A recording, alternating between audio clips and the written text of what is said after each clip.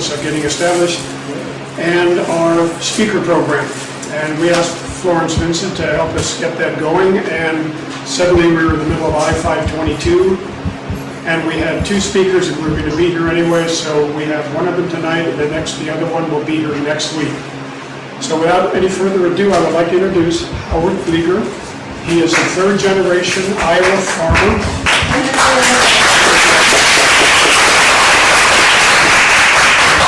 Third-generation Iowa farmer. The guy knows what he's talking about when it comes to farming. He's been involved in the GMO issue for, what, 20 years now, Howard, at least? Close. He's a crop nutrition advisor and has also personally set up two companies to help farmers become less chemically dependent or less dependent on chemical farming. Yay. So without any further ado, and if he doesn't announce it, I will. Hold your questions, please, because we're taping this. Hold your questions till the end, and there'll probably be a good 30 minutes or so you can ask questions. Thank you for coming. Thank you. Good evening, everyone. Glad I can be with you. In 1989, I started using alternative farming methods on our family farm. It wasn't because of a great vision or plan or design, it was because of desperation. And it was one of the best things I ever did. I also have no problem admitting that that's when I became a student of the soil. And the more I know I don't know. The good Lord has given us and when we in our very limited understanding and capabilities start to comprehend part of it, you realize how much more vast and infinitely complex it is, and yet it can be worked with simply when you follow nature. As a result of that, 89, 90, 91, we were very comfortable with what we were doing. In 1992, we started offering the information and the products to other farmers who were interested. That's been a tremendous experience. I'm very grateful to have worked with and still work with family farmers all across the country. I've worked in operations in over 12 states and continue to help farmers that are looking for better ways to improve, whether it's traditional farmers that are moving towards away from the full mainstream system or problem solving, full biological production or organic production. We're privileged to work with them all. And a lot of the experience that I will share with you this evening relative to different issues on GMOs comes through their eyes as well as my own. This is the list of the scientists that I have been fortunate to work with in varying ways, and some of them have been lead researchers in documenting some of the problems associated with genetically engineered crops and or the chemicals used on them. I will refer to GMO and genetically engineered. I'll flip back and forth as far as what terminology I'll use, but it's exactly the same. We're talking about the same item. Some examples of genetically engineered crops. One of the first genetically engineered organisms that entered the food supply in our country was RBGH, or also known as RBST. This was a genetically engineered hormone that was developed to be injected into lactating milk cows. It caused the cows to give more milk. The United States is the only country that it was widely adapted and used to a great extent. Other countries took more of a precautionary principle. I remember the testing that was required when they tried to introduce it into Canada. And the so-called safety testing on it documented the fact that the use of it caused an increase in infection in the cow's udder, which is known as mastitis. It also had an adverse effect on the foot health of the cows.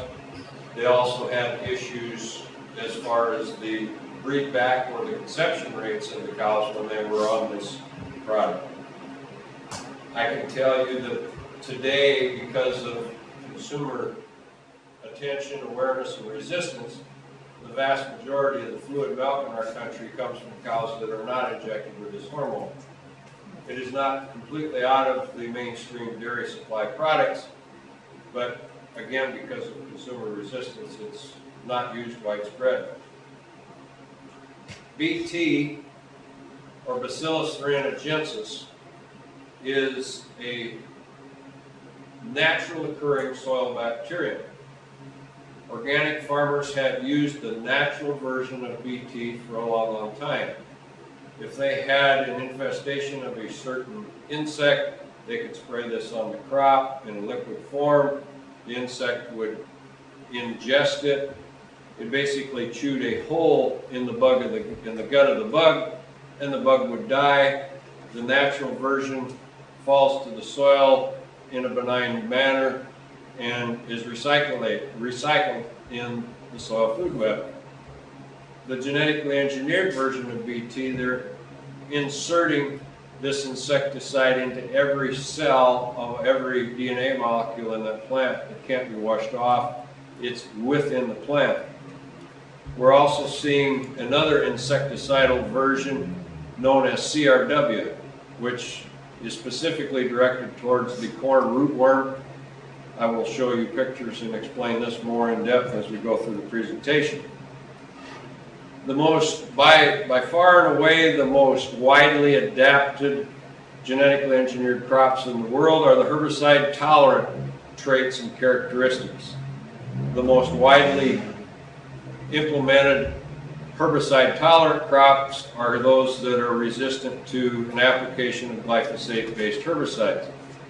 Glyphosate is the active chemical ingredient in Roundup herbicide and other generic forms of Roundup herbicide, and it's non-selective. It's designed to kill everything it touches. In our country, we have glyphosate-resistant soybeans, corn, cotton, canola, sugar beets, and alfalfa currently in production. As some of you may know, glyphosate-resistant wheat has been developed, but has not been commercialized in our country, but yet has been in the news because of a contamination issue that happened in Oregon. In addition to the glyphosate-tolerant crops, we also have herbicide-tolerant crops known as Liberty Link. Liberty is a different brand name of herbicide, which is virtually non-selective as well. The active ingredient in Liberty is glufosinate. It's a slightly different active ingredient than glyphosate, but again, it's designed to kill everything it touches. Corn, soybeans, and cotton are commercialized in our country with this herbicide tolerance. Rice has been developed, but is not being produced at this time. The goals of genetic engineering, the number one goal that we're told about is the desire to increase the yields to feed the world's growing population. I don't think anyone would argue with the fact that this is a novel idea. They also tell us that we're going to see an improved nutrition content in crops as an example, as a result of genetic engineering. The golden rice has been somewhat of a poster child in this area. It's still in the development stages and the perfecting stages because the number one reason it's not been implemented is it is not performing in the field. The agronomic characteristics of it are substandard compared to the rice quality and characteristics that the other rice is giving the farmers as far as an economic return. The objective is to increase the vitamin A content, which it sounds like they have done, and yet for it to achieve the goal, someone would have to eat 20 to 25 pounds of rice a day to get the amount of vitamin A that they desire. And probably the biggest concern at this point in time, or the biggest factor as to its implementation, is where the rice is going to be used once it's grown, because the mothers of the children that would be consuming this have said, we do not want you using our children as experiment subjects in the test on this, because it hasn't had transparent safety testing to this point in time. The drought tolerance is also something they tell us that there will be genetically engineer into the crops in the future. The in-plant insect protection is designed to reduce insecticide use, and I think everyone would agree that this is a good idea. The herbicide tolerance, again, is to reduce the herbicide use, and everyone agrees that this would be a good idea. It also is proposed to improve weed control and make weed control easier. There's no question that that goal was established and completed in the early days of the implementation and the adaptation.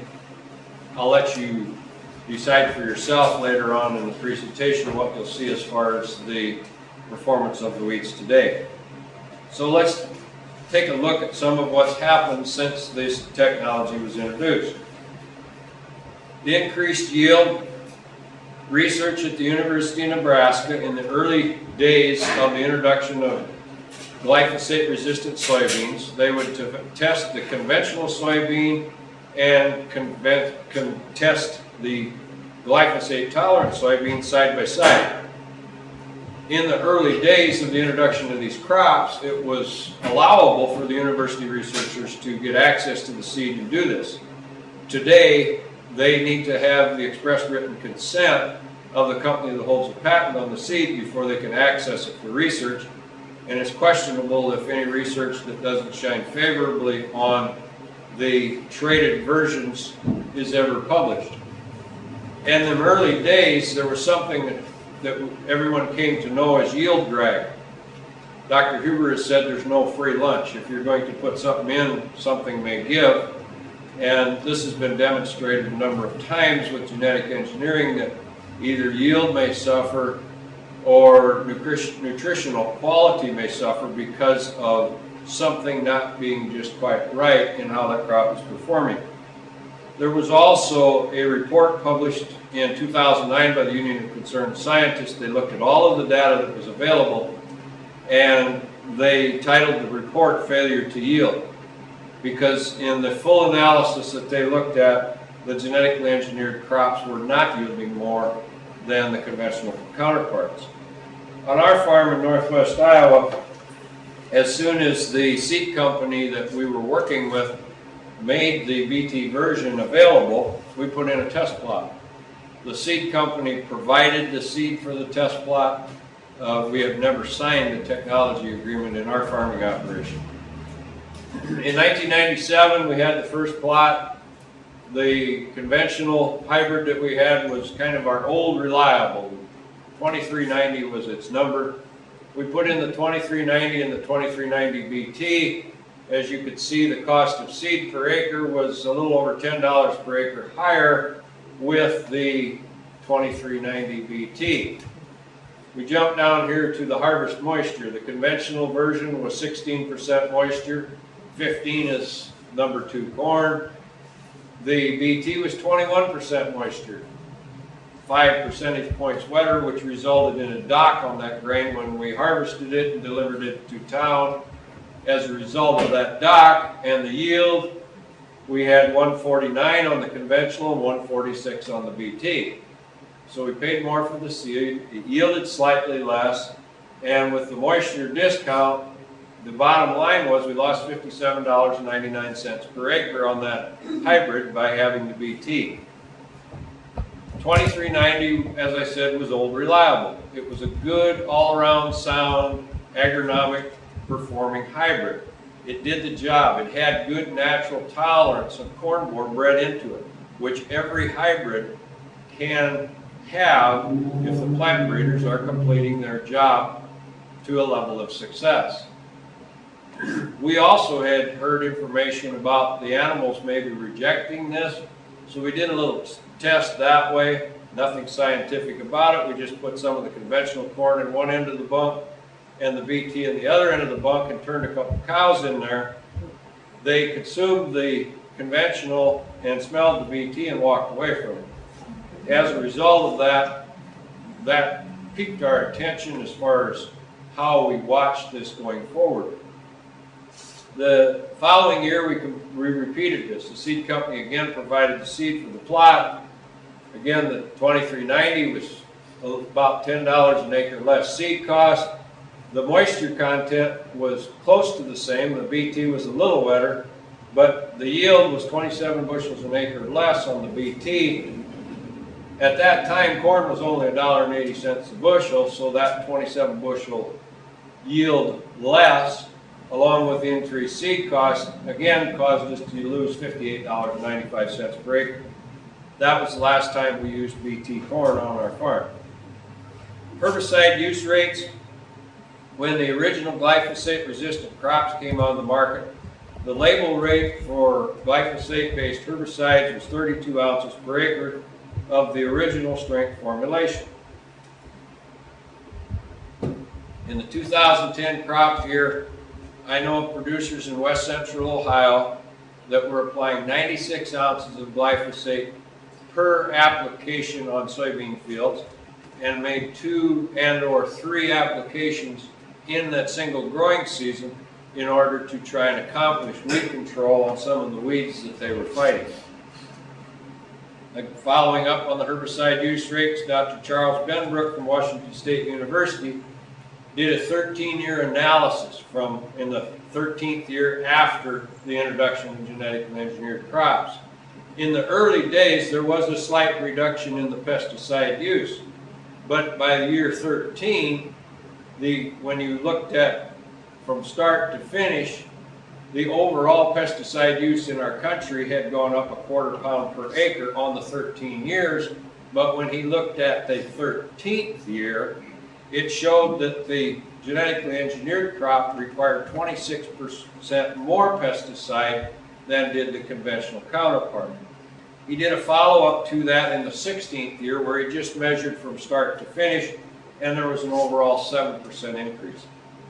Argentina, they introduced glyphosate-resistant soybeans in 1996. They were applying 2 liters per hectare. By 2009 and 2010, they were applying 10 to 20 liters per hectare. At 20 liters per hectare, that's the equivalent, say, to about a gallon per acre of glyphosate-based herbicide. Insecticide use. There's a seed treatment that goes on virtually all of the genetically engineered corn and soybean seed now.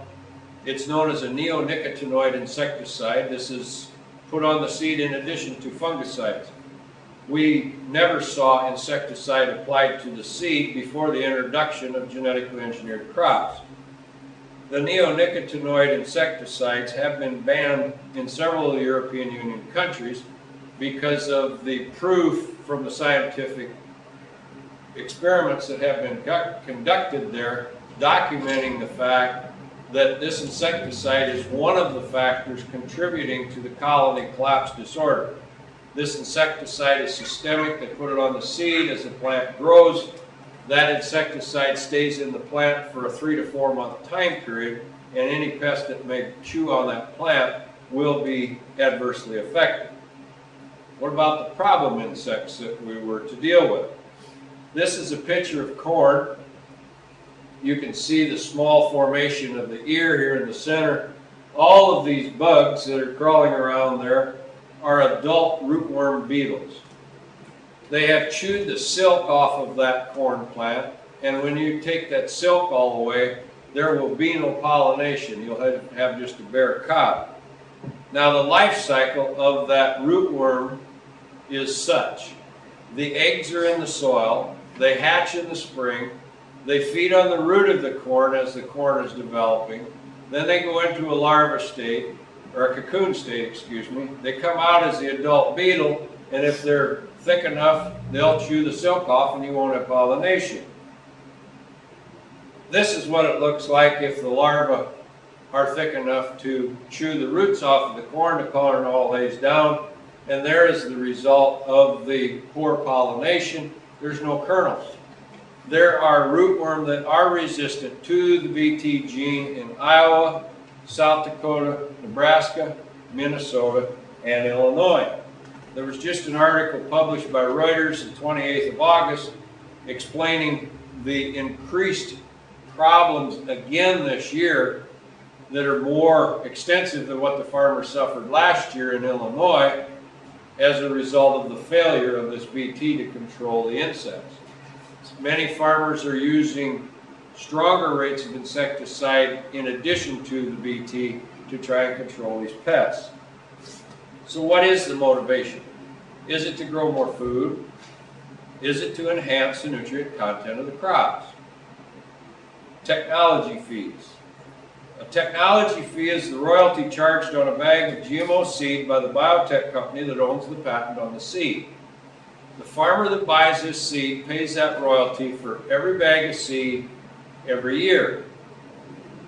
In 2010, at the end of the year, I sat down and I thought, I'm going to do the math on this.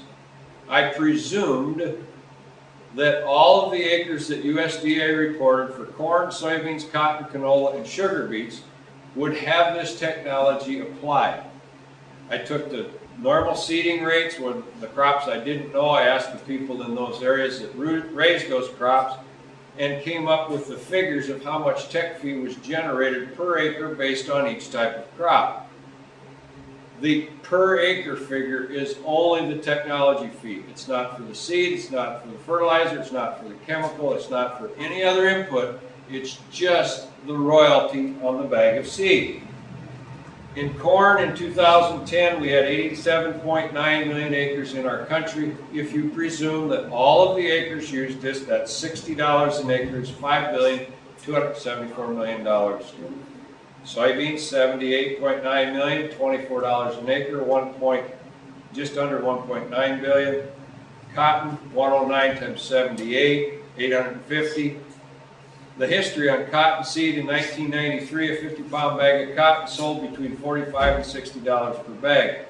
I was privileged to work with cotton seed producers in the southeast U.S. in 2010, 11, and 12, and I learned a lot about cotton. In 2010, they're selling 230,000 seeds per bag rather than a 50-pound bag. The bag will weigh from 38 to 46 pounds depending on the size of the seed, so it's no longer 50 pounds. The seed cost is $159.99 per bag. The technology fee is $412.20 per bag. The seed treatment, which is a combination of the insecticide, the fungicide, and the pneumaticide, which is applied to the seed in order to for the cotton producers to be able to establish a viable stand of cotton, they need to use this.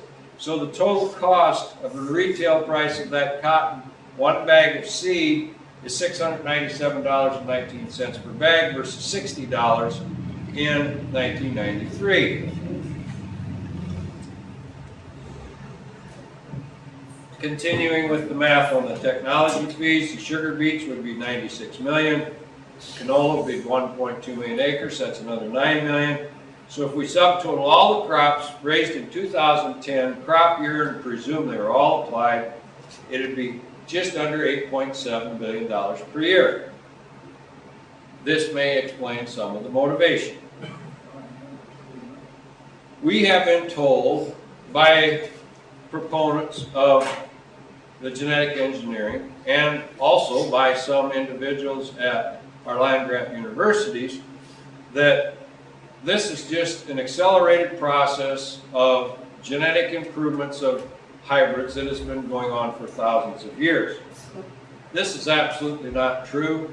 While there has been genetic improvements for thousands of years, some of it by mutation to some extent in nature, we've never seen the extremes and the processes implemented in nature that are being used today in the development of the genetically engineered hybrids. To this point in time, the technologies that have been utilized are as such. A foreign gene is inserted or shot into the DNA of the plant. There is no control as to where the inserted gene will end up or what part of the DNA may be affected when the gene is inserted. In the very beginning, they were using a shotgun type device for insertion.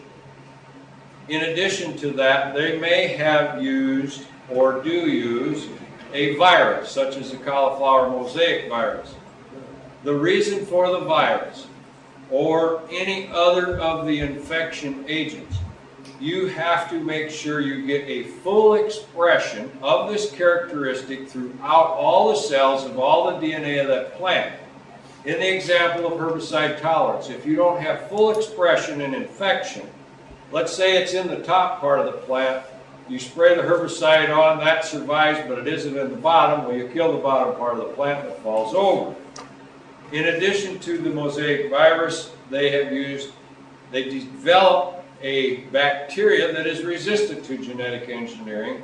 That is inserted as a means to mark or the placement of where the gene is ended up within that plant.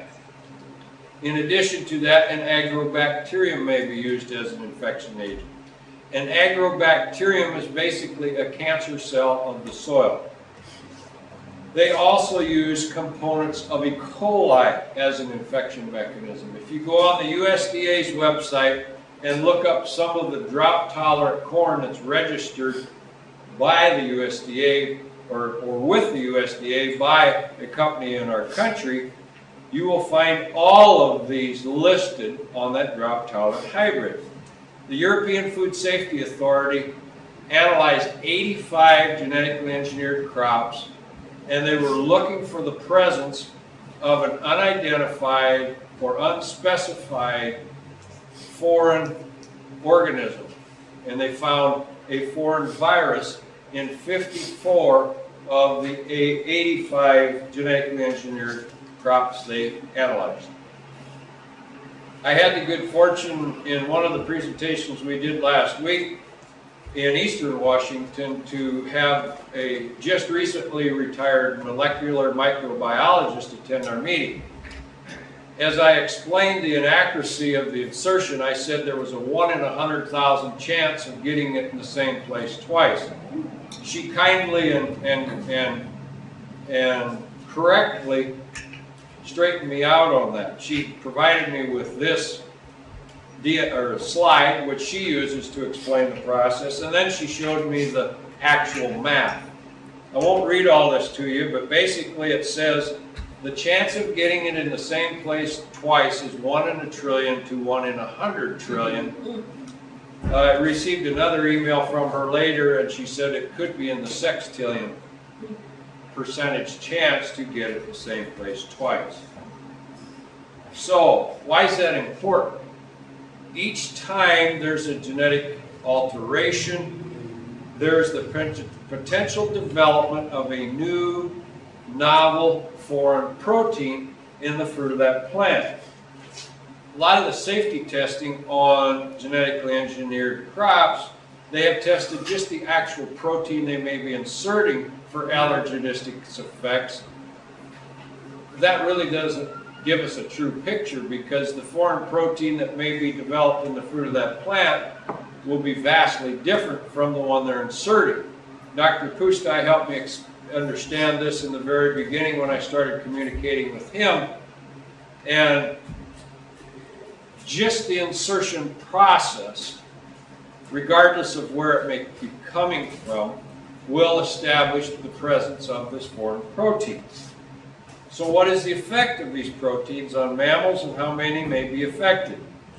Wikipedia tells us there are 5,400 different species of mammals. We're all part of this experiment that's underway. The experience of the side effects, again, I mentioned I've had the good fortune of working with family farmers all over the country since 1992. In 1998, we had a farrow-to-finish hog operation in Nebraska we were working with. He was convinced to plant his first BT corn by the seed salesman. He purchased enough seed to where he could fill one of his grain bins with BT corn, and all the rest was conventional.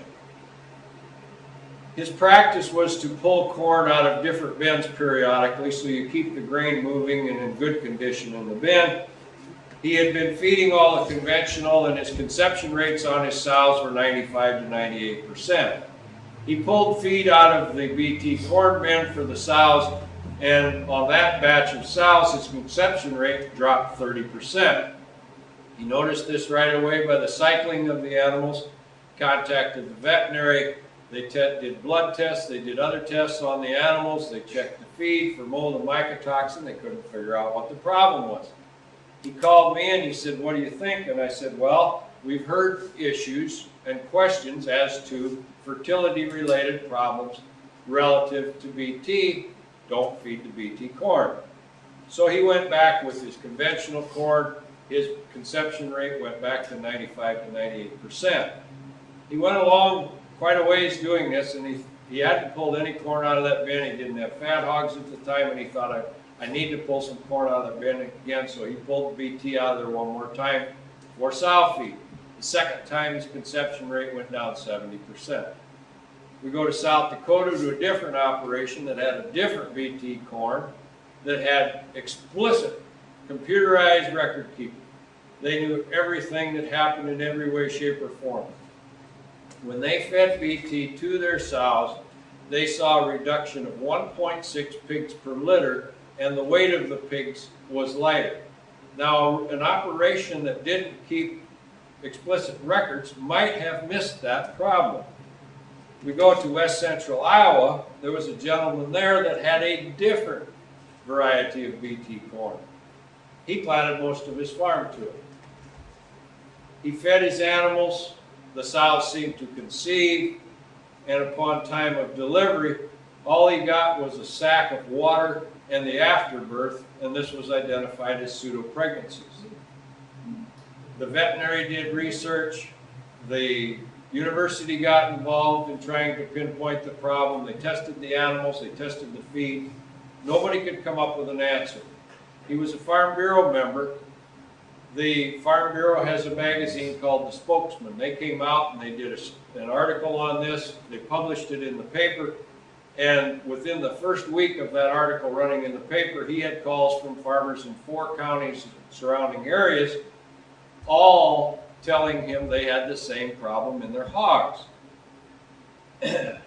When the farmers got together and talked to what's the common denominator, they were all using the same Bt corn hybrid. For whatever reason, there was never a connection made by the university or the veterinaries or anybody else that this Bt was the problem. But when all of the farmers switched off of that Bt corn and went to conventional corn, the problem went away. In our part of Iowa, when the genetically engineered feed was in the feed supply, we saw an increase in ileitis, salmonella, and bloody bowel in the pigs. It was more dramatic in the nursery, but it stayed with some of them all the way through. And if any of these pigs succumbed to any of these diseases, a post-mortem would document the fact that there was ulcers consistently in their stomach. We also saw immune system disorders in the pigs that were consuming the genetically engineered feed. The foreign proteins, they can have either a subtle or a devastating effect on the mammal that consumes them, depending on the health of the immune system of the host mammal at consumption. We have seen it can cause either severe or moderate inflammation in the stomach and digestive tract. The immune system. Now I want you to imagine for a minute that I am your immune system. I am in your digestive tract, and it is my #1 responsibility to protect you 24/7, 365. I'm going to identify this countertop behind me as a foreign substance that you have consumed. Remember, I'm in your digestive tract. I am going to work 24/7, 365 and exert my efforts to getting rid of this foreign substance. So if you will, imagine that you leave here now and you go home and you come back at this time tomorrow evening. What's going to happen to my strength? Is it going to be weakened? Are autoimmune diseases increasing in our country? Do you know anyone with an autoimmune issue or illness? That brings me to a point in time of a tour of a hog slaughter plant. On this journey that began in 1989, along the way we developed a natural program for feeding livestock. It always contained strictly non-GMO, as well as drug-free, no antibiotics or growth hormones or animal byproducts in the feed. Because of the potential need for custom processing, I went to a hog processing facility 8 miles up the road from my place that they did custom slaughter for a number of different niche market pork companies. I knew the program of the bulk of the drug-free pork programs that they slaughtered for, and none of them had restrictions on feeding genetically engineered grain. At this point in time, the corn in our area was 75 to 80% genetically engineered, and the soybean was 85 to 90%. So it was safe to presume that they were feeding genetically engineered grain to the animals. When we went to the plant, I was talking with the plant manager and explaining what was going on, of what we needed. He says, well, how's your program different than everybody else's? Because we do a lot of drug-free hogs. I started to explain the reason why we wouldn't use genetically engineered grain, because the inflammation, irritation, and eventually ulcers. And as I was explaining that, the plant manager, Dr. McGuire, or the plant veterinary, excuse me, Dr. McGuire walks in, and he heard me say that, and he had kind of a peculiar look on his face. And that struck me funny. So I remembered that, and I realized I misinterpreted it later, but he took us through the entire plant, and he showed us every part of the animal and what they do with it. The only thing they throw away, by the way, is the eyelids. They use every part of that hog for something else. When we got to the point in the plant, I won't tell you what they use it for. When we got to the point in the plant of the stomachs, he washed his hands in the water in the sink there, he disinfected them, and he reached into a barrel and pulled out a stomach and held it up to where I could see the fundus end opened up.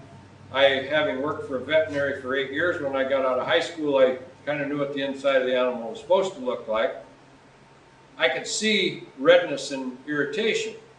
As a result of that, I asked permission to go back and take pictures of hog stomachs. I took pictures of 10 hog stomachs from our hogs that were on a multi-generational non-GMO program and drug-free. I took pictures of 10 hog stomachs that I classify as a-natural. I didn't know whose drug-free pork it was, and I didn't want to know. I wasn't trying to put anybody's pork program down. I was collecting information. So I had 10 pictures of ours, 10 pictures of A-natural, 10 pictures of B-natural, and 10 pictures of hogs that were fed antibiotics for the bulk of their lifetime. I put 2 of each in this presentation for the sake of pointing out what we found. The pictures are graphic. Don't worry, nobody's ever passed out, but if you're a little squeamish, you know, just shade your eyes a little bit. That did happen with one young lady the other night. I kept an eye on her. She wasn't wobbling in her chair at all. Dr. McGuire, as I mentioned, is the plant veterinary, and he helped me with the interpretation of these pictures. Dr. Newman is a veterinary I had the good fortune of working for 8 years. He was semi-retired when I showed him these pictures. When I showed him these pictures, the younger vets that I showed the pictures to, who had been practicing actively for the previous 10 years, they had seen a lot of this redness and irritation and inflammation. So what did they call it? If you see it all the time, what would you call it? Normal. Exactly. That was not the case. This is a healthy hog stomach. You can see the overall skin tone color of the stomach. This yellow is normal. That is mucus that will be generated as a result of the stomach being empty and no feed to digest. The amino acids and the enzymes are continually produced, and that mucus forms. This is the second one. This is actually the most irritated that we had of the 10 that we took pictures of in our multi-generational non-GM pigs. This is the first one of A-natural, and one that was pretty representative of all the A-naturals. You can see overall it's reddened, irritated, inflamed, and right here is a small pinpoint ulcer. This one was one of the worst ones of the A-natural. The irritation, inflammation, there were pinpoint ulcers here and here, there were ulcers here and ulcers there. B-natural. This one has, again, the overall irritation, inflammation expressed by the redness, but there are no ulcers present in this stomach. This is the worst one of the B-natural. You can see the overall redness, the inflammation. These dark spots are pinpoint ulcers. There are numerous spots in the center. This was a full bleed ulcer at one time, probably 3 to 5 centimeters, and ulcers there again, pinpoint. This is an animal that had antibiotics for the bulk of his life, right up until the time of withdrawal, going to market. You notice how the overall appearance of that is pale. Dr. McGuire was quick to point out the benefit of the antibiotic, lessening the irritation and inflammation. But you also notice it's pale. It doesn't have that skin tone color that you saw in the first two, and right in the center is an old ulcer that has thankfully healed over. This is the worst one of all of the antibiotic-fed stomachs we took in that series of 10. And as you can see, there are numerous ulcers that have healed over in that pig. When I finished collecting all this data and all the situations and circumstances that led up to it, I was describing it as coincidental or circumstantial. And I had a conversation with Dr. Elaine Ingham one day and was telling her what we were seeing, and she said, "Howard, the scientific term for this is anecdotal. Now take it to the next level. Do a scientific study, set up your protocols, and do the comparative to document what's really going on." Well, thankfully, I was led to meet Dr. Judy Carmen. She's in the background in this picture. She's the lead scientist on the scientific study that we did on the pigs. It was peer-reviewed and published in the Scientific Journal in June of this year. As you see, Dr. Robinson here, this is a veterinary, he is analyzing that stomach. We had 84 pigs that we took right off their mother. They came from a GM-fed herd because we couldn't find enough pigs to fit the need for the study from a non-GM herd. We had 84 pigs we took right off their mother, and all the feed they consumed from the day they were weaned to the day they went to market was non-GM corn and soy. We had 84 pigs that were taken right off their mother, and all the feed they consumed from the day they were weaned to the day they went to market was GMO corn and soy. We harvested all the animals, did full autopsies on everything, weighed all the organs, inspected all the body parts, and these are some of the pictures. A non-GM fed stomach, again, mostly healthy in appearance. Another one, there was some irritation, inflammation in the non-GM fed. Again, these were from mothers, these pigs were from mothers that had GM as their only source of feed. This is a typical example of the the severe inflammation, which was a significant statistic in the study. You see the redness, there's an ulcer here, and some ulcers here. And here's another one of the GM fed. Again, the redness and the severe inflammation is well expressed. The statistical results of the study, the GM-fed pigs were 2.6 times more likely to have severe inflammation in their stomach than the non-GM-fed. When we broke that down by sex, the males were 4 times more likely and the females were 2.2. This is just the way it turned out. All the data was recorded and put into the scientific statistical graph. The other significant finding was we weighed all the organs, we weighed the utera of the female pigs. the GM-fed female's uterine weight was 25% heavier than the average weight of the non-GM-fed pigs. We knew going into it that we had experienced reproductive problems. We knew going into it we had experienced digestive problems. But to say that this was specifically anticipated was not in place.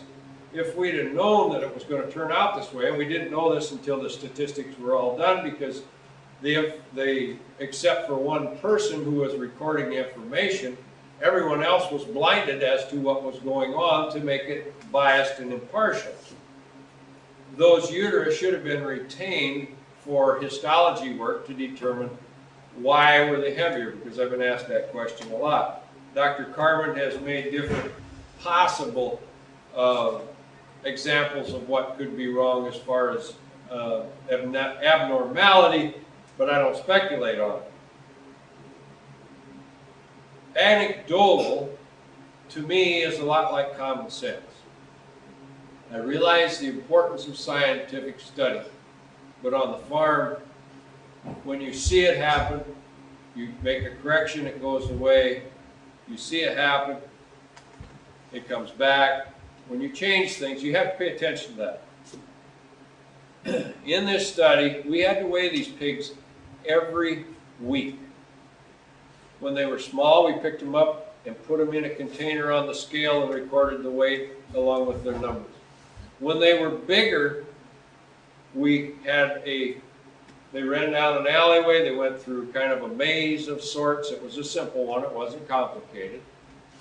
And this was a weekly task. Well, pigs are creatures of habit. They would get in the habit of doing this, except the GM fed. They had trouble conducting this simple task of this weekly weighing. When we would get them close to where they were in confined quarters, it was consistent what happened. They were irritable, they were biting on one another, fighting. It was very consistent. We did not see that with the non-GM fed. This was not something we expected to find, so we weren't capable of recording it. There was an overall listlessness and lack of contentment in the GM fed as well.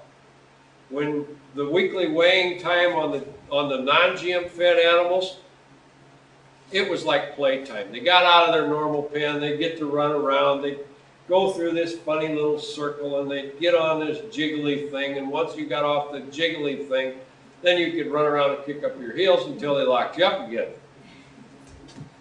We also saw a skin-related issue on the GM-fed pig. Again, nothing scientific about this, but I have seen this in other operations, but nothing to compare it to, as you can see. And thankfully, this animal grew out of this in a reasonable time. When they were in the nursery, of course, they were inside all the time. These animals were finished, in the grow finish stage, they were outside, and the vitamin D from the sunshine cleared this up faster than anything else you could give it. We're shifting gears now to beef. I have a friend in Ohio who butchers animals on the farm. This is not scientific, it's just an observation. He butchers animals for himself. He only raises non-GMO. He butchers animals for the neighbor. On the left, you see the beef carcass hanging here with the viscera still intact. And you see the lining covering the carcass, and the abdominal cavity is white. On the right, you see more of a yellow color. I've been told that if a mammal consumes a toxin, it will accumulate in the fat, which would be a cleaner, less toxic animal based on that observation, the white or the darker. This is a slide that demonstrates the records from the hospitals and the emergency room visits and discharges from hospitals from 1992 through 2004 for inflammatory bowel disease in the U.S. There's also two lines on there that show the increased incidence of genetically engineered corn and soy. As you can see, the trends are similar. I have many more slides to look at this a little later. Glyphosate is the active chemical ingredient in Roundup herbicide and many other non-selective forms of herbicide. The number one use of Roundup when it was first come on the market was as a burn down. In 1974 it was introduced. 1975 a farmer could spray it on his field, kill everything that was there, and then go plant into a clean seed bed. As we progressed in the introduction of glyphosate-tolerant crops, then we had the use of the glyphosate herbicide on that crop. The crop would tolerate it and absorb it, and the crop wouldn't die and the weeds would. The other use, and it may be as widespread now in other countries, more so than here, is glyphosate used as a pre-harvest agent or a ripening or desiccant product. Let's say your oats is just about ready for harvest, but not quite there, and you'd like to speed it up. So you spray it with Roundup or a glyphosate herbicide, and in 7 to 10 days you can go out there and harvest it because it's dried down. Well, that's done with oats, wheat, rye, barley, edible peas, and in some countries corn and flax and other crops. What do you imagine happens with that residue of the glyphosate in that instance?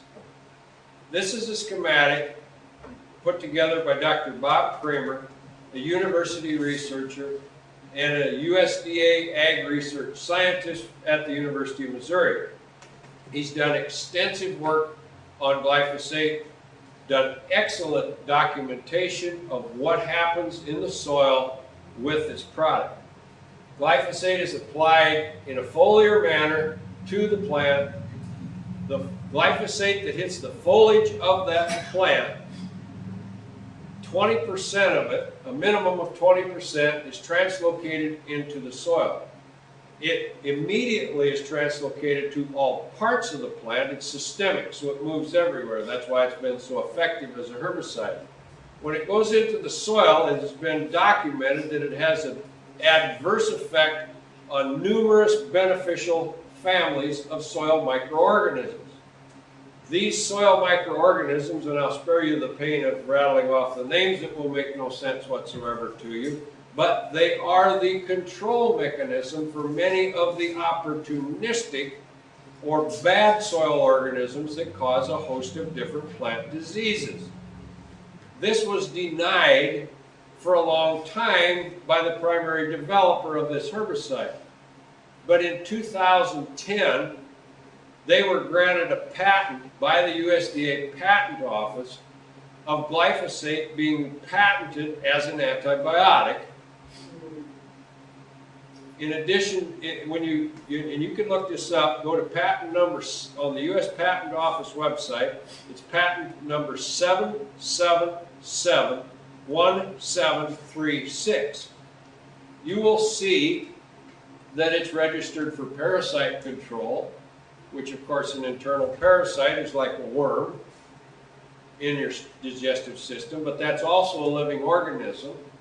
And glyphosate wipes out a host of different organisms, bacteria and the like, at only 1/10 of a part per million. Many of the beneficial organisms that it will damage are found in our digestive tracts and in the digestive tracts of different animals. Now, when it was first registered as a herbicide, they said it wouldn't hurt people because people don't have a shikimate pathway, only plants do. But guess what? The organisms in our digestive system that we depend on to break down our food and give us nutrition have a shikimate pathway. In addition to this biocidal or antibiotic effect, glyphosate is a very broad spectrum chelator. Chelate is a Greek word meaning claw or to hold. If you chelate something, you hang on to it and you don't let go. Glyphosate chelates calcium, magnesium, manganese, zinc, iron, copper, nickel, cobalt, boron, selenium, molybdenum, and potassium. It don't let go. It will chelate those nutrients if it comes in contact with them in the soil. It'll chelate those nutrients in the plant. It'll chelate those nutrients in the grain. The half-life of glyphosate. When it goes into the soil, it binds quickly to the clay particle in the soil. But the half-life is the time in which half of that chemical is broken down and digested and gone. Depending on the soil conditions, the half-life is from 14 days to 22.5 years, depending on the conditions in the soil. This has been scientifically documented. It is not hearsay.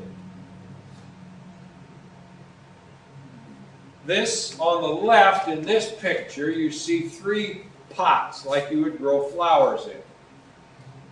A is a pot that has sterile soil in it. B is a pot that has soil from a field in it. And C is also a pot with soil from a field in it. These are edible beans that were planted in these pots. This one was sprayed with glyphosate, and so was this one. This one was not sprayed with glyphosate. This scientific study was repeated 4 times with the exact same results. When you spray a plant with glyphosate that's growing in sterile soil, you will not kill it. You cannot kill it. You see how much shorter that plant is than this one?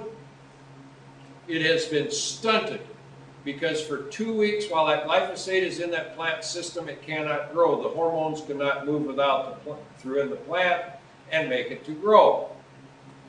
The thing that kills that plant is the increase in soil-borne fungal-caused diseases. The soil-borne fungal pathogens increase disease and cause that plant to die. Glyphosate also restricts the plant's ability to protect itself from these diseases. On this side, you see a corn plant. Again, this is a scientific study. This corn plant was purposely injected with anthracnose, which causes stalk rot. The natural capabilities of the defense system of that plant, which is the production of the amino acids and the enzymes. When that plant senses attack, it sends out those amino acids and enzymes and it protects itself. It's kind of like our immune system, but we can't call it an immune system because plants have a defense mechanism. These corn plants were also injected with the anthracnose, but they were treated with glyphosate. It completely stopped that defense mechanism within that plant. In essence, to give you a comparison, it's like giving that plant a bad case of AIDS. You cannot kill a plant without the presence of the soil-borne fungal disease. This scientific experiment further documents that. It was conducted at Purdue. They applied a fungicide known as Ridamil with the glyphosate and it completely wiped out all the herbicidal activity of the glyphosate. This is the listing from a scientific study that was published that documents some of the diseases, plant diseases, that increase as a direct result of using glyphosate in the field in the growing year or previous years to when the crop is raised. Everything from apples to wheat. You have apples, bananas, barley, beans, canola, citrus, cotton, grapes, melons, soybeans, sugar beets, sugar cane, tomato, and wheat. All these plant diseases increase as a direct result of the use of glyphosate herbicide. In this picture, you see a picture of cornfields in the state of Iowa in 2010. What is the predominant color of the corn in the picture? Brown. If the corn is all mostly brown as you're driving through the neighborhood, what would you call it? A lot of people would be correct in calling it dead. Others might call it normal. If most of it's brown, it would be normal, wouldn't it? But is it normal? This is a non-GMO cornfield that was not sprayed with glyphosate herbicide, and that is what normal corn looks like in Iowa in August. But this has become, in essence, somewhat of a new normal. For that year, it was very dramatic and pronounced. This year, it's not quite as pronounced, but you can still pick out the non-GMO cornfields in the field or in the neighborhood because they're the greenest ones there. Here, and sweet corn here. They killed this alfalfa with 2 quarts of a glyphosate herbicide in the fall so they could plant it to beans the next year. They planted the whole field to glyphosate soybeans, and they sprayed it with glyphosate herbicide once. These brown beans have died because of sudden death syndrome. It's a disease, soil-borne fungal disease that's been documented to increase with the use of glyphosate herbicide. To date, there are 24 weeds, quote unquote, worldwide that are resistant to glyphosate. This is one of the more infamous glyphosate-tolerant weeds in the United States. It's the amaranth pigweed. You can see there are some corn plants in this field. There was a problem with the germination of the corn. That's why the stand of corn is so bad. There's no herbicide been applied to this yet, but it shows you the amount of pressure that you can see from this weed when it gets a foothold on a farm. This is about knee high. When the amaranth pigweed is 4 inches tall, it'll grow 3 to 4 inches a day. When the amaranth pigweed gets over 4 inches tall, you can't kill it with the herbicide. Glyphosate won't touch it, and you can put on a cocktail mixture of herbicides that 6 or 8 cocktail mixture herbicide, you're not going to get it. This is what a section of that field looked like when those weeds growed up. This young man is 6'4" and weighs 280 pounds. He didn't wish to become a movie star, so I shaded his face. 10 to 12 foot amaranth pigweed. They used to be about 3 foot tall when they were full grown and have 100,000 seeds on them. Today they get 10 to 12 feet tall and have over 400,000 seeds on them. This is the first cousin to the amaranth pigweed. We're now in Iowa. We have something called tall water hemp. You see the dark green plants that are shorter in this picture. That's soybeans. The taller plants with the seeds on it, that's tall water hemp. That field was sprayed 3 times with the glyphosate herbicide this growing season. The 3rd time there was also full rate of another herbicide added in, and they still couldn't kill that weed. There's another view. This is what it looks like when it competes with corn. It'll get right up there, 8 to 9 to 10 feet if it has to. This is the results of a scientific study that was conducted by Luis Zobioli and Dr. Bob Kramer. They took a conventional soybean and the glyphosate version of the same soybean, and they grew them side by side in the greenhouse in the exact same conditions.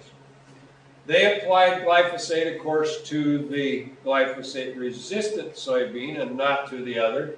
And they applied half rate twice of glyphosate and full rate once and looked at the different effects. The lignin content of the plant dropped significantly. The amino acid production ability of the plant dropped significantly. The photosynthesis capabilities of the plant dropped significantly, and the water use efficiency declined, or in other words, it took more than twice as much water to raise the same amount of plant biomass. So what's the significance of the amino acid? Remember the disease in the corn, and it couldn't stop it because you inhibit that self-defense mechanism. Reduce the photosynthesis capabilities, it won't grow quite as good. Reduce the lignin content, and when the wind blows, as happened in this cornfield the night before this picture was taken, 50-mile-an-hour wind, the conventional corn is standing, but when that lignin content goes down in the plant, it's too weak and it can't stand up. Now, this study that was done on the soybeans has not been conducted on corn to my knowledge, but it would sure make sense if that lignan's going down like that, that would contribute to that plant not being able to stand up. Glyphosate residues. In 2010 and 11, Paul Capel and his team of U.S. Geological Service scientists set up monitoring equipment in Iowa and Mississippi to monitor the amount of glyphosate in the air, in the rain, and in the rivers. They published the results. They found significant levels of glyphosate during the growing season in the air, in the rain, and in the rivers.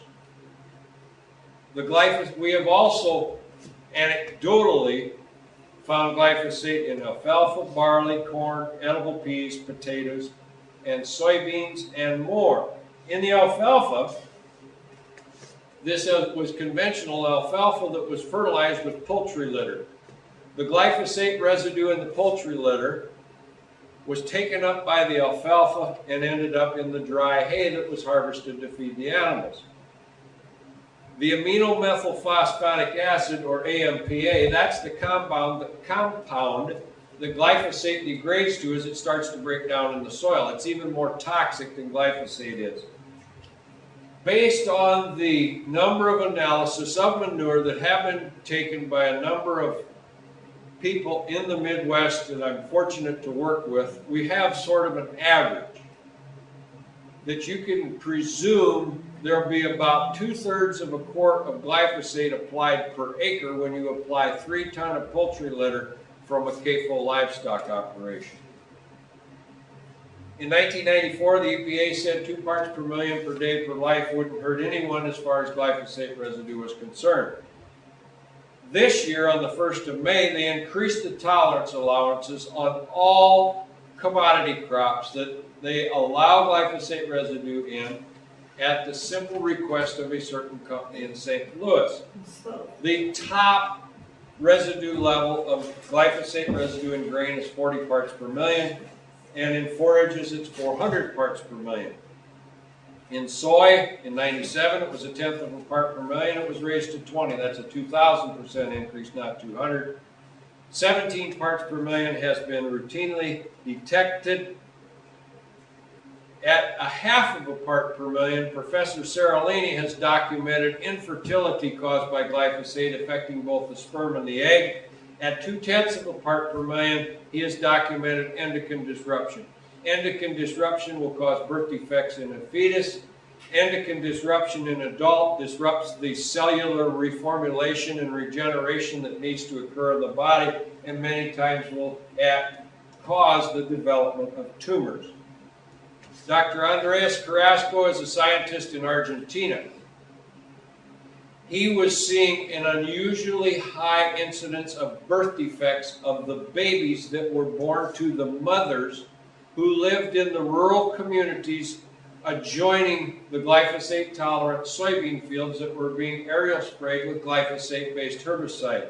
So he did a study with baby chicks, with chick embryos and frog embryos, purposely contaminating them with varying levels of glyphosate.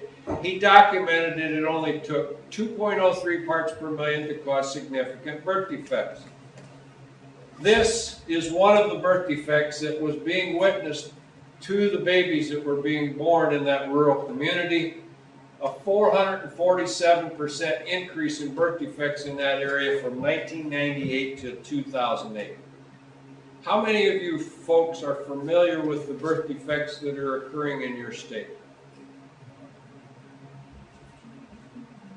I would encourage you to go to a website entitled In Farm Wars and read. Farm Wars. Glyphosate, again, is a broad-spectrum chelator. Chelating calcium can affect the teeth and bones. Chelating iron can affect the blood.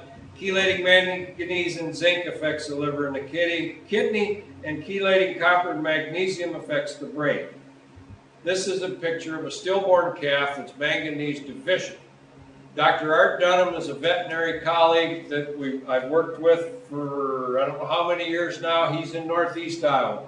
he did an excellent job of detecting nutrient deficiency problems in the livestock of his farming customers early on. He didn't understand why it was happening, but he knew that the nutrient deficiency was happening.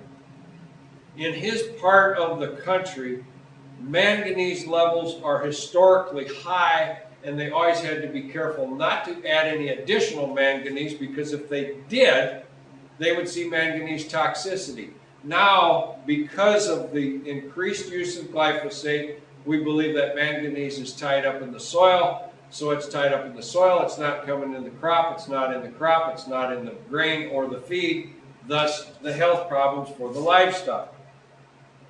What about health concerns? Dr. Nancy Swanson is a PhD scientist in your state. She looked at starting in 1996 at the introduction of genetically engineered crops to 2012, and the adaptation of genetically engineered corn, soy, and cotton. You see the trend of their use. Compare that to the increase in autism in our country. Here's 1990, here's 96. There's the increase. The correlation between this increase in autism and the increase of the genetically engineered crops and the glyphosate use is 98.5%. Now that's not cause and effect, but it's a very interesting statistic to look at. Dr. Stephanie Seneff, who's a researcher from MIT, has done a lot of research on autism. In 2007, there were 1 in 150 children in our country with autism. By 2009, it was 1 in 100. By 2013, it's 1 in 50. At the rate we're going, it won't be long, and it will be 1 in 2. Dr. Swanson's information again, starting in 1980, diabetes and glyphosate use. The curve, or the increase, the trend line, if you will, if it would have stayed constant. 1996, what happened? Obesity. If a chemical is chelating the mineral nutrients and diluting or decreasing the mineral compound of the food, and there's less energy density and more hollow calories and more carbohydrates, would a mammal consume more out of a craving for increased nutrition? 1996, thyroid cancer. Again, if the trend would stay constant from 1975, 1996, the introduction of glyphosate-resistant soybeans and cotton. Seralini is a French scientist who's done a lot of excellent research. He conducted a lifetime feeding study of feeding genetically engineered corn and glyphosate residue to rats. He was viciously attacked and verbally assaulted in every way imaginable by the industry when the results of the study came out. They said it wasn't designed properly. Well, he didn't design it to be a cancer study. He didn't anticipate finding the cancer he found. A lifetime feeding study on a rat is 2 years or 24 months. That was the length of the study. The longest study that's ever been conducted for safety testing on genetically engineered crops is 90 days or 3 months.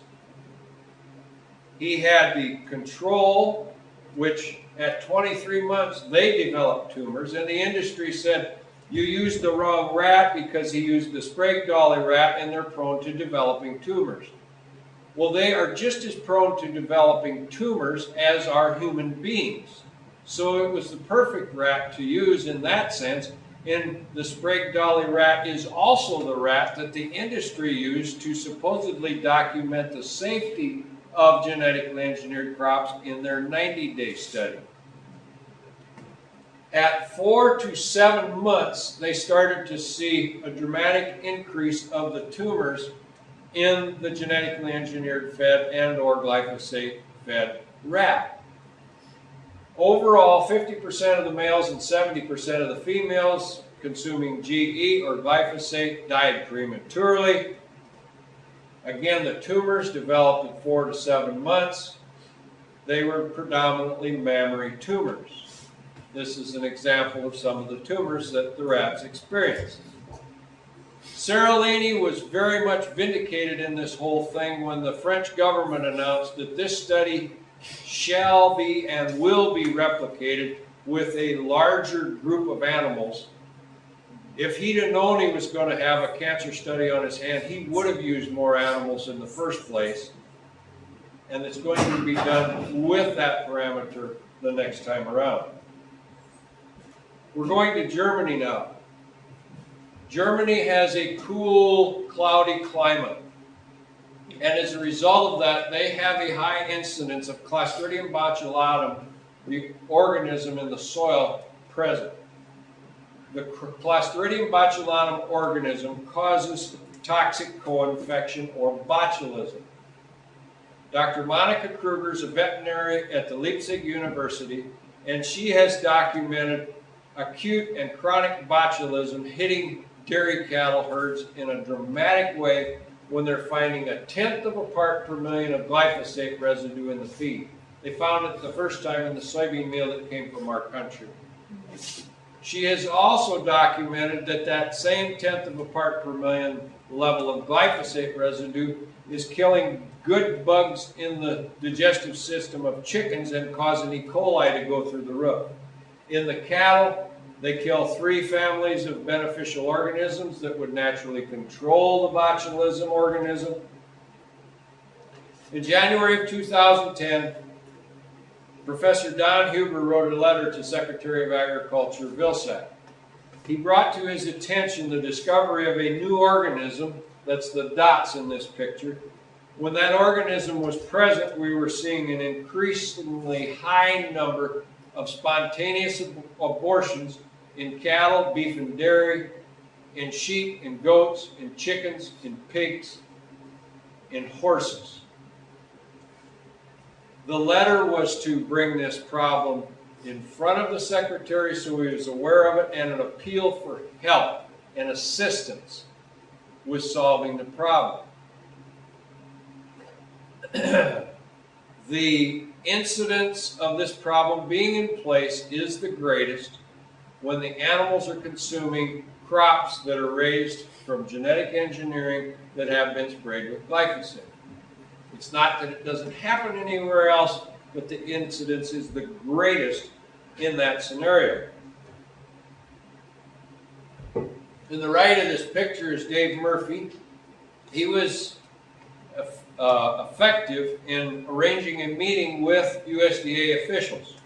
In July of 2011, Bob Strike from Ames, Iowa, an excellent crop scout, Dr. Michael McNeil, PhD, retired military officer, worked with Dr. Huber at Fort Detrick when they were both in the Army, an excellent crop scout in north central Iowa, myself and Dr. Huber. We all went and met with USDA about this matter.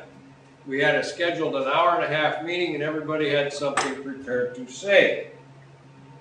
Dr. McNeil went first. He told the farmers that were early adapters of glyphosate technology in his area, and the ones that used it year after year after year saw their corn yields in an excellent year for weather. Instead of having 220 bushel corn, had 70 to 120 bushels of corn, when the neighbors who didn't use as much glyphosate were at the 220.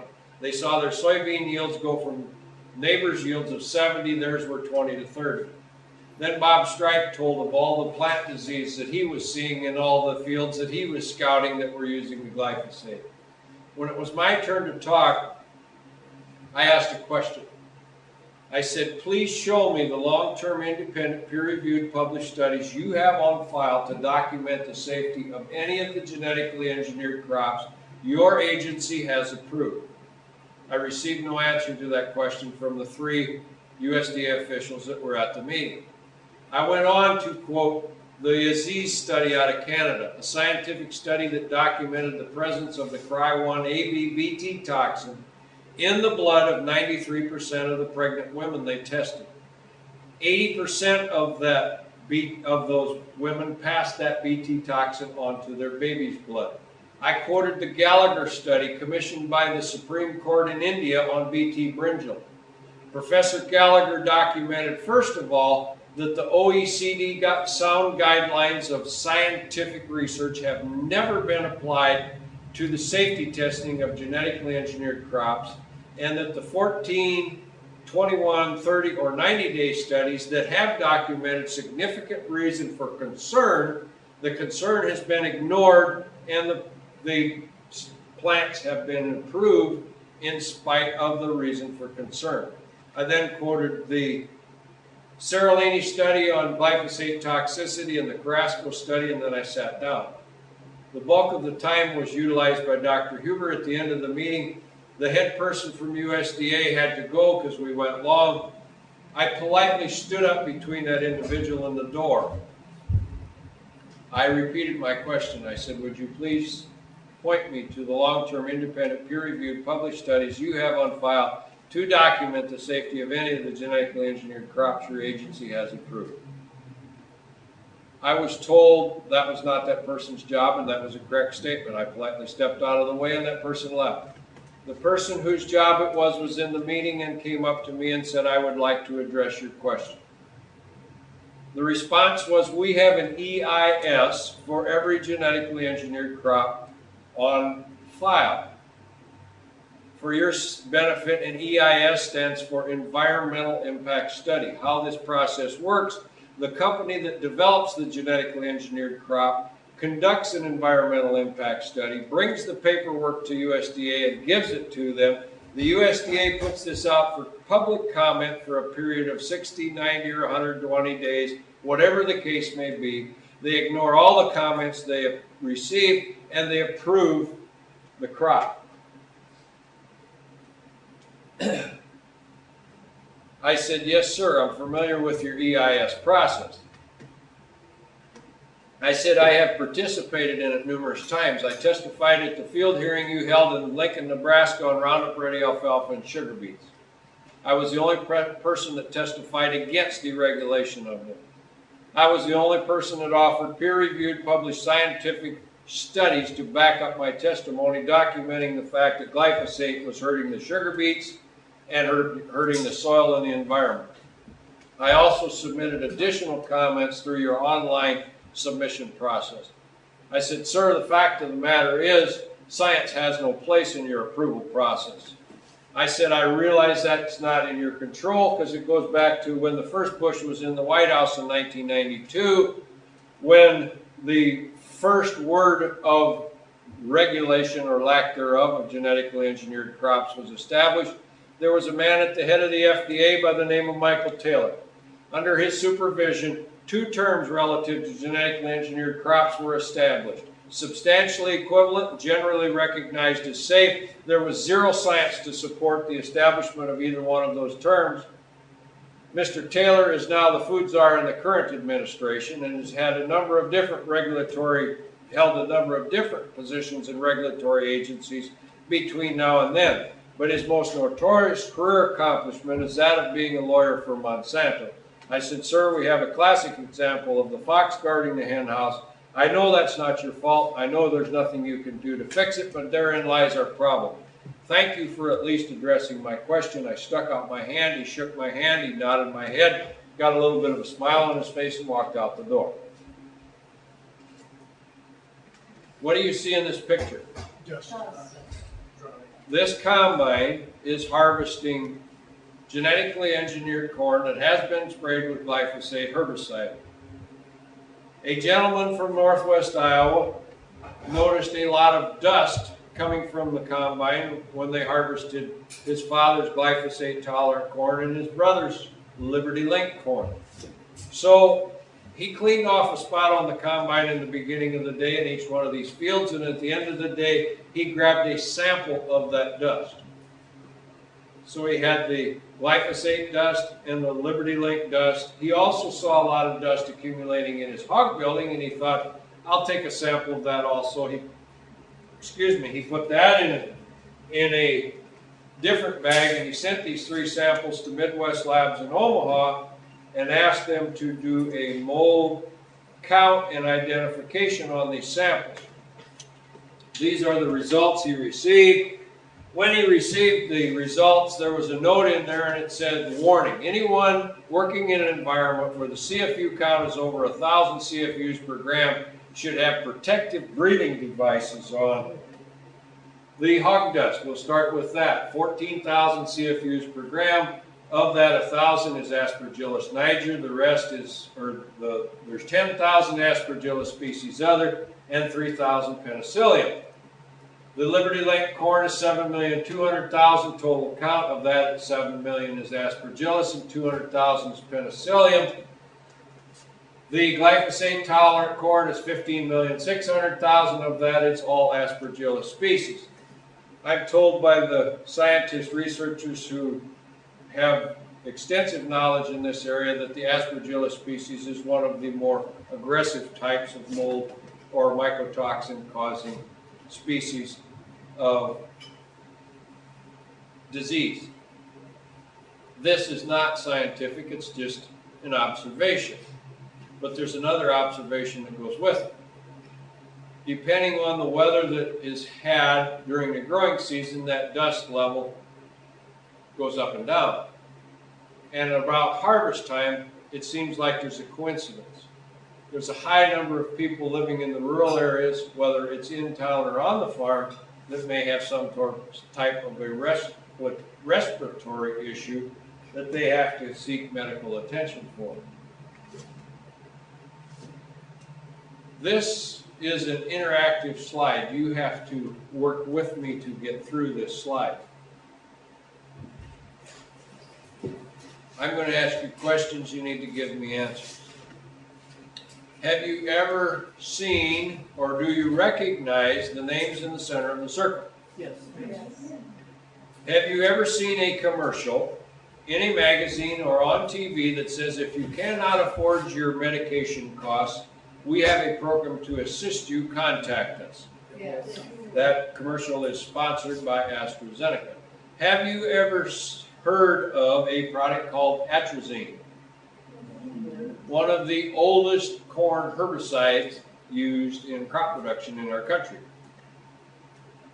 Did you know AstraZeneca Syngenta is the 4th largest producer of genetically engineered seed in our country? Okay, when you see or hear Bayer, what's the first thing that comes to your mind?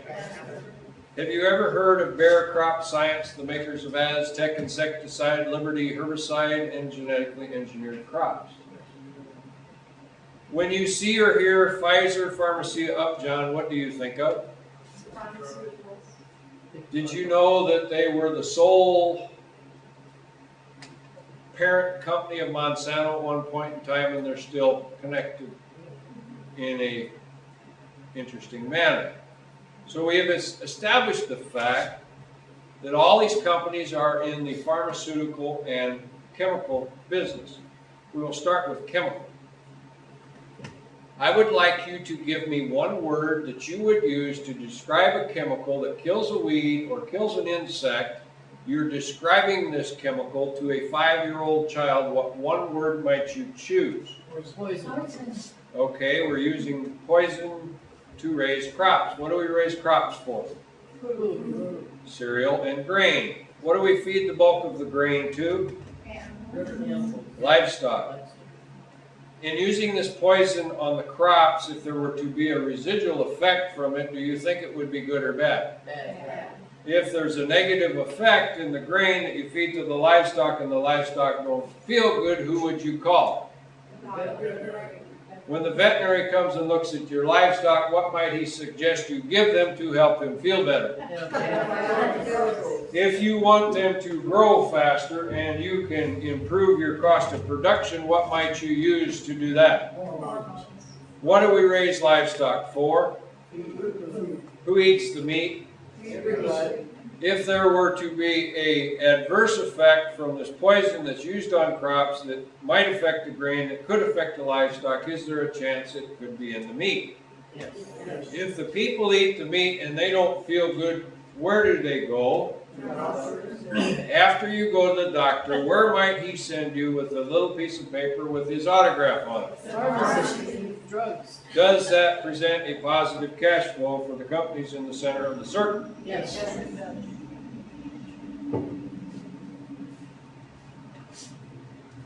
I don't know if I mentioned this when I put up the second slide in the presentation about all of the scientists that most all the scientists that I'm blessed to work with in some way or another. They all believe in future potential benefit in genetic engineering. If and when the technology is performed in a precise manner that's accurate, and it's performed in a manner focused on the improvement of the genetics for yield and nutrient performance. And when that's accomplished, open and transparent safety testing to document the safety. They all agree that there's tremendous benefit. At this point in time, with this, what we have is the production of for your family, your children, and your grandchildren eating GMO. No. What can you do?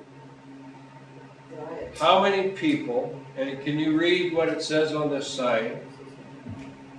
That sign is posted on the school grounds in a schoolyard in Irvine, California. A friend of mine gave it to me. They have just used a glyphosate-based herbicide to spray that school grounds.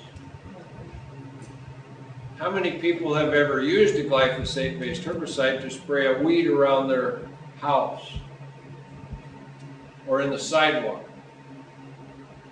What might happen to the residual amount of that glyphosate that hits the cement when it rains? Get into our water supply. I have a suggestion for killing those weeds in the crack in the sidewalk. My mother would fill the teapot with water and set it on the burner and turn the burner on high, and when the teapot whistled, she'd pick it up and she'd walk outside and she'd pour it in the crack. And she'd pour that hot water, boiling hot water on all those weeds. She'd go back and put the teapot back on the stove. She'd go out and she'd pull those weeds out like this. They came right out. And to my knowledge, there's no residual adverse effect of that hot water running down. If you would like more information about this subject, I suggest this reading material. I believe it's as accurate of a broad stroke view of this subject as I've read. I only found one tiny, what I would identify as error in it as far as the information. It's extremely well documented. Seeds of Destruction by William Engel. I would also suggest this book, Our Stolen Future by Theo Colbert. This book thoroughly lays out in a lay person's language the adverse effect and the endocrine disrupting capabilities of synthetic chemicals. Some of the synthetic chemicals that have been used, and I believe are being used, that's only my belief, but some of the synthetic chemicals that have been used are causing birth defects that will be lingering to the second, third, and in some cases fourth generation of children when that child is exposed to that contaminant while it's in the womb of the mother. I've put a lot of heavy stuff out here, and I like to end on a lighter note and a positive note. Look at this picture. What do you see? A friend sent this to us. He had 2 bags of seed in the warehouse with ears of corn in them. One had non-GMO and one had GMO, and they were sitting side by side. You can see in the top picture what happened, and here's a close-up of each one. The mice were fussy in what they ate. This picture came from a friend in Ohio. He put 2 ears of corn on a tree on a nail. The one was conventional, the other was a genetically engineered ear. He took this picture 9 months later. What do these mice and squirrels know that others may not? A positive alternative to producing the food that's needed to feed the growing population of the world. This is a picture from 2012 in the Midwest. This is actually in Nebraska. This dark green field here is a non-GMO soybean field that was under a biological crop production system. This soybean field here is a glyphosate tolerant soybean field. You see this row here is green for a little ways. They missed that row when they sprayed it the second time. Here's another picture from Iowa. This is a gravel road that divides this field and this field. This was the drought. This was triple stacked genetically engineered corn that was sprayed with glyphosate herbicide. I don't know the yield of it, but it was chopped for silage. The yield wasn't very good. This is corn that was raised in a biological production system. If you go, and I should have had the picture, but if you go all the way across this field to the edge, there was a cornfield here that was triple stacked, genetically engineered, sprayed with glyphosate, appraised at 27 bushels per acre and chopped for silage. There was another field here adjacent to this part that was appraised at 12 bushels per acre and chopped for silage. It was also genetically engineered and sprayed with glyphosate. The settled yield with crop insurance on this biologically managed farm of non-GMO corn was 109 bushels per acre. So you had 9, 27, and 109.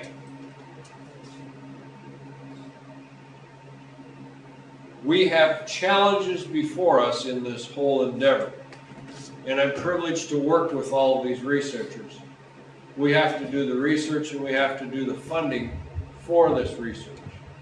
If anyone would be so inclined to want to contribute in any manner whatsoever, please send me an email and I'll direct you to the process that any and every deduction is completely tax deductible. We have a 501c3 set up. The vast majority of the research dollars in our country are controlled by the powers that be. Questions? Yes, ma'am. What about the proximity of the GMO crops and the non-GMO crops and the cross-pollination? The proximity of the GMO to the non-GMO is a problem that can be managed if it's approached correctly. You straddle the planting time on corn and you eliminate the vast majority of the cross-pollination. It will be very, very minimal. Yes, sir. You were showing pictures of adjacent fields being sprayed and not sprayed. Isn't there a danger if when the one that's being sprayed with glyphosate that it drifts with the wind or whatever to the other side? Yes, but there's also ways to monitor and mitigate that. If there is a drift issue, and in some of the scientific research that was conducted, they used a 40th of the label rate of glyphosate to determine the amount of chelating capabilities on certain nutrients, and at a 40th rate, you would chelate the specific micronutrients they were looking at. If there's any visible sign of that happening, you can go out there and foliar feed that. We have the products to mitigate and remediate all of those adverse effects that may show up. Yes, ma'am. I'm not really aware of what happened in Oregon, but with the contamination or the introduction of some GM seeds there. Are you aware of it, and can you explain more? I believe you're referring to the discovery of the glyphosate-tolerant wheat in a field. And that wheat was allowed to be tested in a supposedly controlled situation in 19 different states. That glyphosate tolerant wheat was never approved and deregulated to be grown in this country, and I'm not aware of the follow-up to document how that actually showed up where it's at. There's been no further information released since that incident was reported.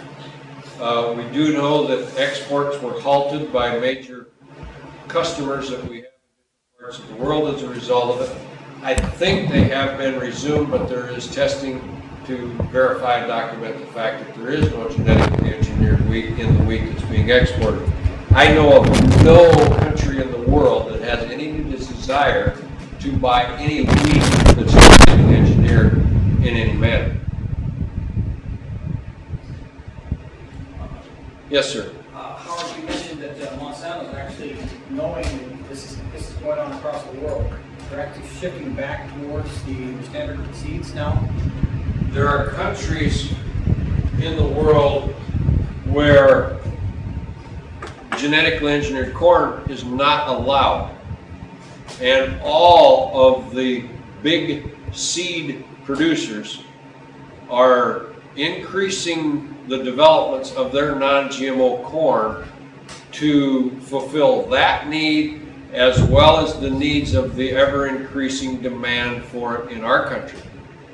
This spring, before planting, a farmer in Iowa that was close to the Mississippi River can contract non-GMO corn and lock in an 80-cent per bushel premium before he planted it. If you were on the I-35 corridor, that premium was around 50 cents per bushel. I don't foresee a slowdown in the demand on the non-GMO corn and non-GMO soy from a feed standpoint, and I really seriously doubt that these companies are going to let that market slip away from them. They are going to fulfill that need for that non-GM seed. And as the story's been said, or the illustration's been given by some, the pendulum, how it swings, well, this pendulum has been all the way over to maximum on genetically engineered corn planting. It's on the way back. We're seeing a consistency in increased demand and sadly, in some cases, a shortage of supply, but it's increasing every year. It's very encouraging what's going on. And the livestock producers that are aware of this, I think of one particular operation in South Dakota that we had worked with in the past. We convinced them, because of the health problems they were having in their hogs and their other livestock, to get on non-GMO corn. They switched. 7 months after they had made the switch, they showed me the records. They were on a computerized records keeping system. They had gone up almost 3 pigs per litter per sow. I kept telling them, you have to go back to the GM to prove to yourself the difference. I kept telling them, and they kept looking at me like, what's wrong with you? And finally one day they answered what was behind the expression. They had been on non-GMO corn for over a year. They had over 1,000 head of hogs, farrow to finish. I don't know how many turkeys they were raising and how many cattle, but this is what they told me. You make out a check for $250,000 and we will consider making that switch back to genetically engineered corn, because we do the bookkeeping, we know what happens in our operation. We have $250,000 more money in our pocket at the end of the year by using non-GMO corn, because we have less death loss, we have less antibiotic use, we have better performance in our livestock. I know of another operation that made another switch. They called and asked for information. Some of the members of the family came to a meeting, they listened to it, they went home, they switched it over, they had lots of livestock. They switched their complete system so they could completely isolate GM and non-GM. The day they switched the pigs in the nursery, I got a call from them about 10 days later. They wanted to ask some questions. The day they switched the feed in the nursery, the following day, their antibiotic use dropped 85%. They keep track of all of the time spent administering the antibiotics. They keep track of all of the antibiotics used. They're at a 90% reduction of antibiotics today since they went off of GM corn, and they're also getting off of the GM soy. They cannot believe the improvement in the health of their animals, and they're not going back. And the performance of the non-GMO corn has consistently been beating the traded corn in numerous plots all across the Midwest whenever the comparison has been made the last 2, 3, 4 years.